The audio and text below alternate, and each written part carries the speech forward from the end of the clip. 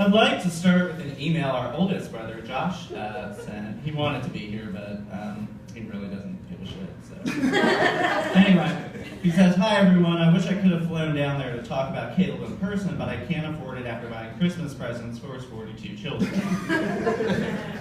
If you told me when we were growing, oh shit, I can't even read. When we were little that Caleb was going to be the one of us that has the kids, the house, and all of it, I would have said you were crazy. I was the smart, responsible one. He didn't even talk until he was 5. And he had a nasty temper, and he wore cowboy boots every day for years. And I'm pretty sure it was because when he wore them and he kicked you, he really wanted you to feel it. There were signs that he'd make a good husband and father, though. He always liked to cook, and, well, wait, there must be something else. Okay. Alright, he always took good care of Bucky. Bucky was the doll he took with him everywhere until he was about 12 years old. He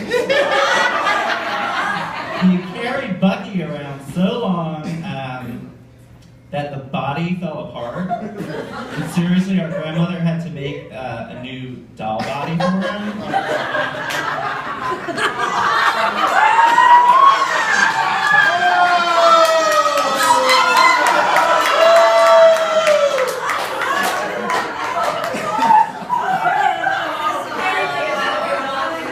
We do want to point out that Bucky was a cowboy doll. He was a cowboy doll, and carrying it around for 12 years really paid off because now he has to carry kids around all the damn time. Josh would also like to say that he's a pretty good brother too, and I mean that that when we're together, most of the gay jokes aren't even that offensive anymore. So happy 40th, Caleb. I'm a little surprised you made it this far, but I'm glad you did. That's from Josh. And that's a picture of the original Bucky. It was adorable when your mom took this thing out and I about threw up. This is That's Bucky. He used to so are you. He used to carry it around by the hair. Just drag it around. And that's kind of how he carries his kids around that way too. But anyway, yeah, so I'm Adam, Caleb's younger brother. And it's great to be here to celebrate Caleb's 40th birthday in the back room of Shitty Pizza Parlor. And it certainly begs the question, I wonder what the poor people are doing. A friend of mine asked me what I was doing this weekend. I said I'm driving up to Louisville. It's my brother's 40th birthday. And he said, well, weren't you just there for like Thanksgiving and then again for Christmas? And I said, yeah, but you know, he's married and he has kids, so you gotta give him something, you know, it's sad. It's very sad. Night after night in that damn house. It's really, really sad. So I said, you know, I gotta go because my sister-in-law's throwing this party and she's like putting together like a roast. And he said, well, that's like a really long way to drive for a roast. And I said, no, not like a pot roast. So like a roast where we make fun of him. And clearly, if my sister were cooking a pot roast, my sister-in-law were cooking a pot roast, I would not come.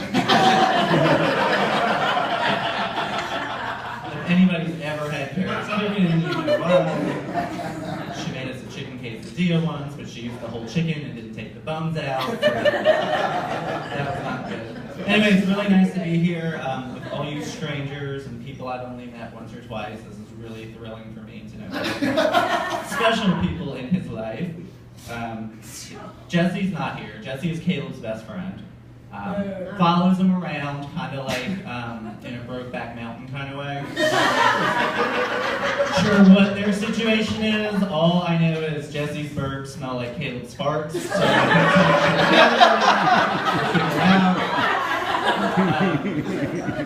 Will is here.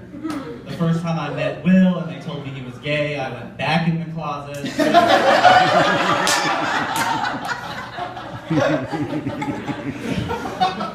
Why don't you move to Louisville? There's guys here. Where did Erin go? I had an Erin joke and she left. God damn. Well, you know why. Erin is here despite the fact that she has a very painful, smelly yeast infection. As if very, very painful, smelly yeast infection. In fact, the only thing more painful and smelly is her stand-up.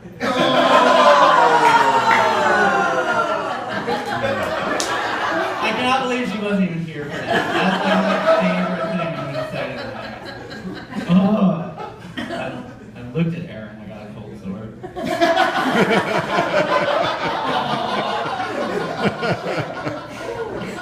The most important woman in Caleb's life is here tonight. She's sitting right over there. Don't point at me. She's short, she has red hair, she has 4 kids, she has saggy tits, and a big, hairy brown bush. What's sad is that none of us know whether I'm talking about his wife or his mother, which just reinforces the fact that Caleb is a sick fuck. He likes to bang women that look like his mother.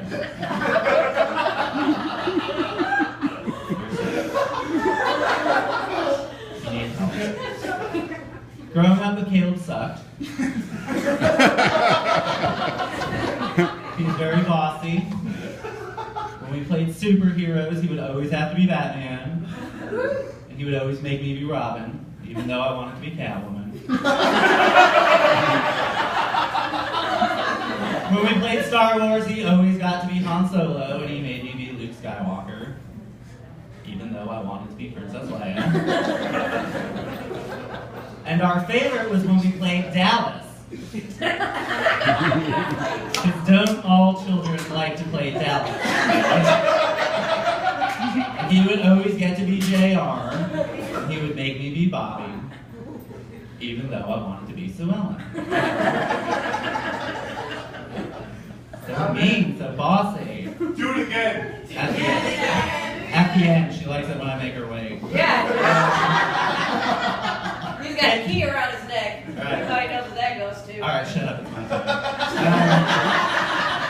Caleb and I are only 18 months apart, so we were very close growing up. Caleb was there the first time I had a drink. In fact, Caleb gave me my first drink. Caleb was there the first time I smoked pot. In fact, Caleb was the one that gave me my first hit of pot. And Caleb was there the first time I had sex. And just the words just are in my ear. Arch your back and loosen your asshole, you faggot.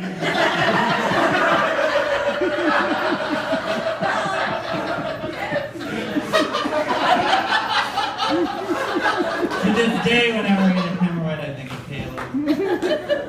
And his big schlong.